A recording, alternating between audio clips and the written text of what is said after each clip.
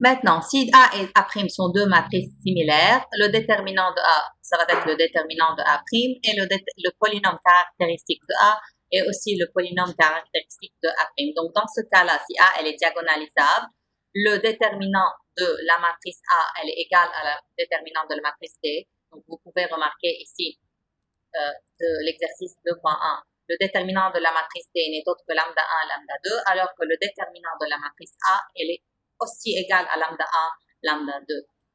Et les deux vont avoir le même polynôme caractéristique. Le polynôme caractéristique de A n'est autre que je vous montre, n'est autre que lambda plus 1 fois lambda moins 5, qui n'est autre que lambda 1 moins lambda fois lambda 2 moins lambda aussi. Donc, c'est le même.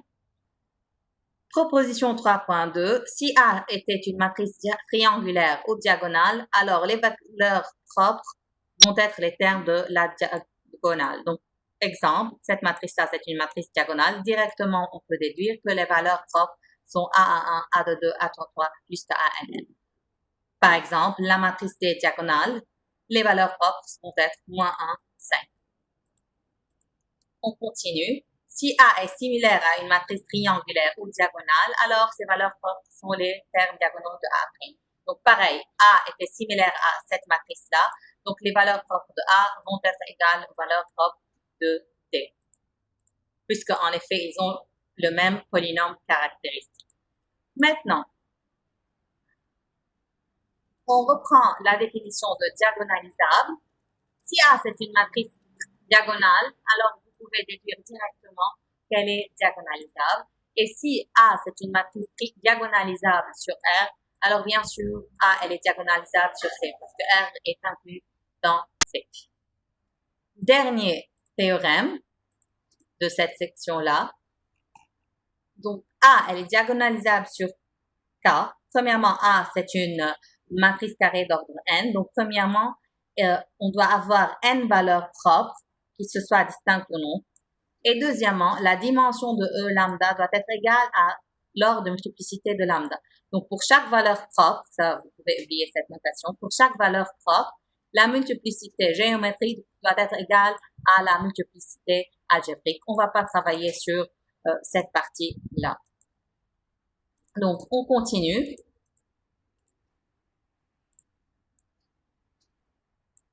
Dans ce cas-là, si A est diagonalisable, alors il existait, si vous voulez, diagonale qui est égale à P-1 fois A fois P. Donc, D, c'est la matrice formée par les valeurs propres de A. Et P, c'est les vecteurs propres associés à lambda 1, lambda 2 jusqu'à lambda n. Une remarque, si A, elle possède n valeurs propres distinctes, donc directement A, elle est diagonalisable et elle est similaire à la matrice diagonale formée par les valeurs propres lambda 1 jusqu'à lambda n. Pourquoi? Lorsqu'elle possède les valeurs propres distinctes, cela veut dire que chaque valeur propre, elle est simple. Donc, la multiplicité algébrique de chaque valeur propre, ce n'est autre que 1. Et vous avez 0 est strictement inférieur à la multiplicité géométrique qui est inférieure ou égale à 1. Donc, vous allez trouver dimension de E lambda égale à l'ordre de multiplicité ou bien la multiplicité algébrique de lambda. Donc, c'est pour cela, si vous avez des valeurs propres distinctes, directement, A, elle est diagonalisable. Et finalement, si A, c'est une matrice carrée d'ordre n à coefficient dans R, si vous avez une lambda appartenant à ces valeurs propres de A avec x vecteurs propres associés, alors lambda bar, c'est une valeur propre de A et x bar, c'est un vecteur propre associé. Pourquoi? Parce que vous avez un polynôme caractéristique qui va être à coefficient dans R. Donc, si lambda est une racine, vous pouvez directement déduire que lambda bar est une aussi racine. Donc, si lambda c'est une valeur propre, lambda bar est aussi une valeur propre.